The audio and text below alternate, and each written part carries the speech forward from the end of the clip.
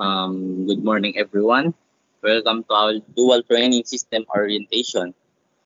Date for today, August 27, 2023. Okay. Kamusta ba ang lahat? Sana lahat kayo ay okay lang. Okay. Handa na ba kayo? Okay. Next slide po.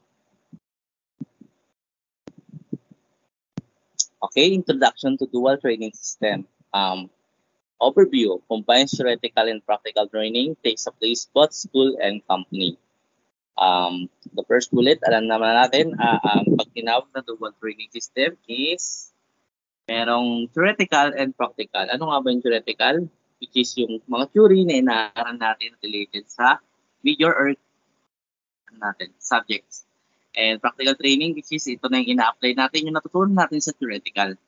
And takes place about school and company. Ito naman yung, which is theoretical. Ito yung mga araw na inaaral natin yung theory sa schools bago tayo pumunta sa company para i-apply na natin ang mga natutunan natin. Okay, next slide. Rationale for dual training system. Benefits of the dual training system.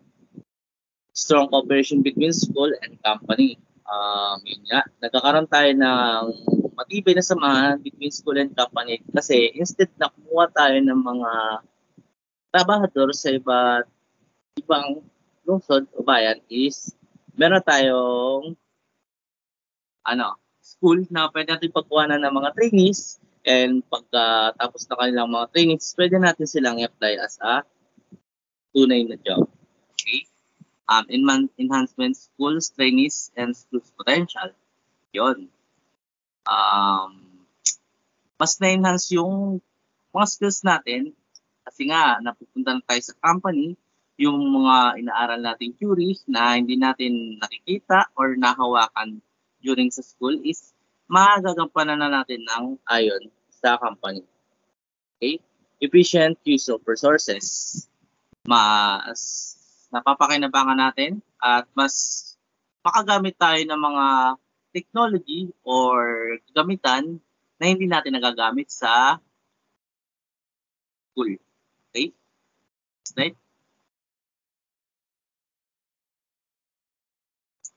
How DTS works. Nga.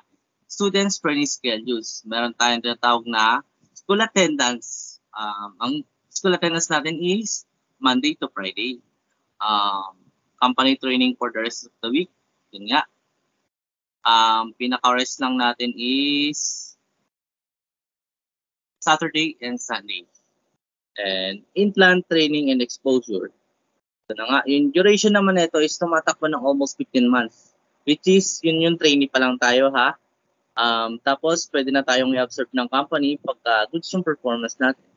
Kaya di ba, mas malilesen yung paghahanap nila ng mga trusted na tao. Clear ba? Next slide. Company role in dual training system. Ensuring proper training and mentorship.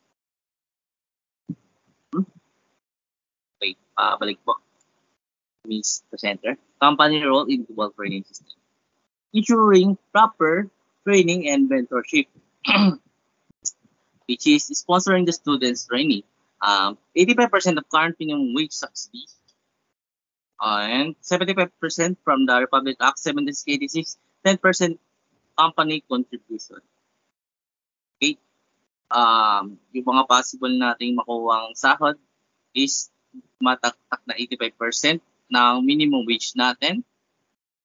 Or sabihin na natin na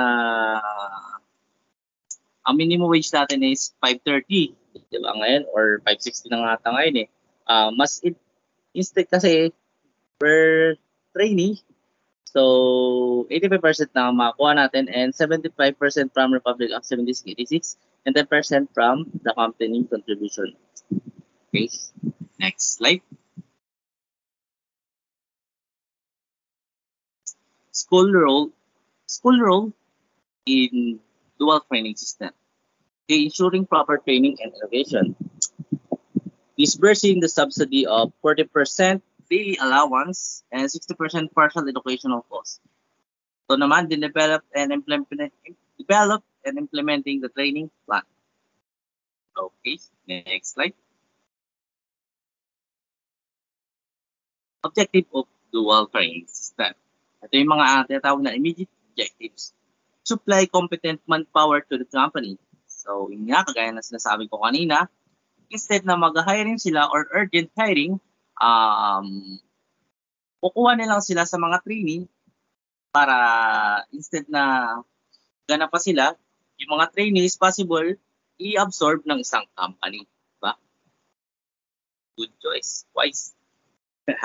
Foster cooperation in manpower development. Yun nga, mas nagde-develop or nag-improve yung mga manpower natin kasi meron silang inaral na nagmula sa school papunta sa training or workplace area. And optimize resources and training facilities, yun nga, kasi mas na-optimize yung mga resources kasi instead na sa school lang tayo nag-work or na-experience natin, mas na-experience natin siya in real life or sa workplace na mismo, which is yung sa company. Long-term objective, producing industry and ready manpower. Okay, next slide. Benefits of company participation. Nga, personal recruitment process, utilizing skilled students trainees, corporate social responsibility impact. Okay, next.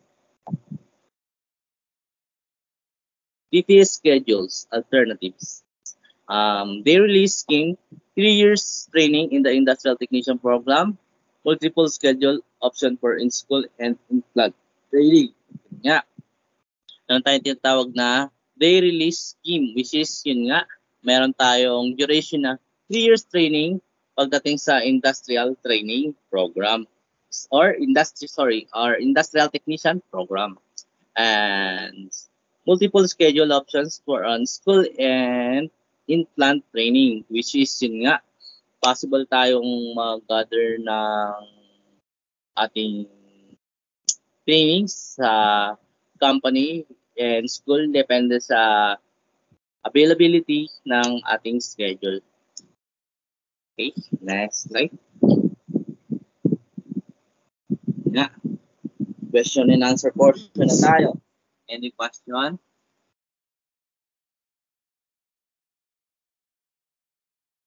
Tanungan. Okay, thank you. Wala naman. Next slide. Nga. Kung may other katanungan kayo, kindly contact sa contact number na naka-indicate dito and yun nga, sa Facebook sa Facebook page namin and website and QP email. Just PM. At dali-dali ang pagsagot man ng aming may bibigay sa iyo. Okay? Next slide. Yun nga. Thank you and best wishes to all.